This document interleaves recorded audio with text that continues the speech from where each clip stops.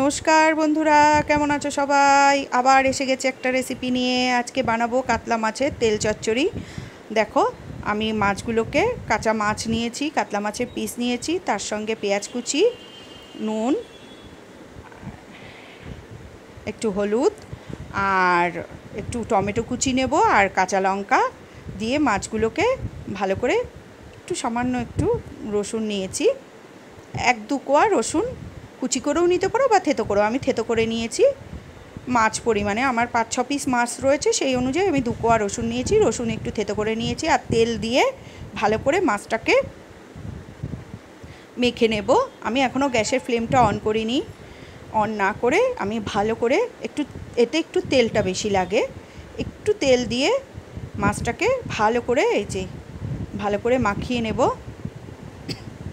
আজ কদিন ধরে কোনো রান্নার ভিডিও পোস্ট করতে পারিনি, কেননা বাড়িতে একটু রান্নাঘরে একটু ইন্টেরিয়ারের কাজ হচ্ছে, সেজন্য কোনো রান্নার ভিডিও পোস্ট করতে পারছি না বলে খুব খারাপ লাগছে। দেখো, এইভাবে মাছটাকে এবার আমি গ্যাসের ফ্লেমটা অন করে আমি ঢেকে দিয়েছিলাম। এই যে ফুটে উঠলে আবার একটু নাড়িয়ে দেব। নাড়িয়ে এই যে এবার ঢেকে রাখলে পেঁয়াজ আর টমেটোগুলো আস্তে আস্তে গলেই এমনি একটা জল বেরিয়ে যাবে এর থেকে, দিয়ে আবারও ঢেকে দেব। এই দেখো, খুব ফ্লেমটা বেশি জোর করা যাবে না, গ্যাসের ফ্লেমটা মাঝারি করে এইভাবে ঢেকে মাছটাকে রান্না করতে হবে। এই ঢেকে গ্যাসের ফ্লেমটা মাঝারি করে রাখলেই পেঁয়াজ টমেটো সব গলে যাবে। এই যে এইভাবে উল্টিয়ে এইভাবে দিতে হবে। আর এই রান্নাটাই কি হয়, একদম শুকিয়ে যখন দেখবে নিচে একটু লেগে আসছে, তখন জানবে হয়ে গেছে রান্নাটা। আবারও আমি একটু ঢেকে দিলাম। আমার রান্নাঘরে এখন আমি রান্না করতে পারছি না, যা অবস্থা রান্নাঘর, একটু ইন্টেরিয়ারের কাজ হচ্ছে, কাজ হয়ে যাক, তারপরে একদিন সবাইকে দেখাবো আমার নতুন রান্নাঘরটা। এই যে এবার আমার হয়ে গেছে প্রায় মাছটা।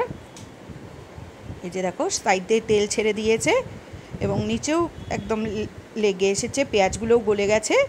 এবার আমি মাছটাকে আস্তে আস্তে তুলে নেব। এই মাছগুলো খুব নরম হয়, সেজন্য খুব সাবধানে তুলতে হয়, নাড়ানোর সময়ও খুব সাবধানে করতে হয়। এই দেখো নিচেটা একটু লেগে গেলেই এই মাছটা ভালো লাগে। এই যে কাতলা মাছের তেল চচ্চড়ি রেডি টু সার্ভ। ভালো লাগলে আমার চ্যানেলটাকে লাইক ও সাবস্ক্রাইব করে দিও।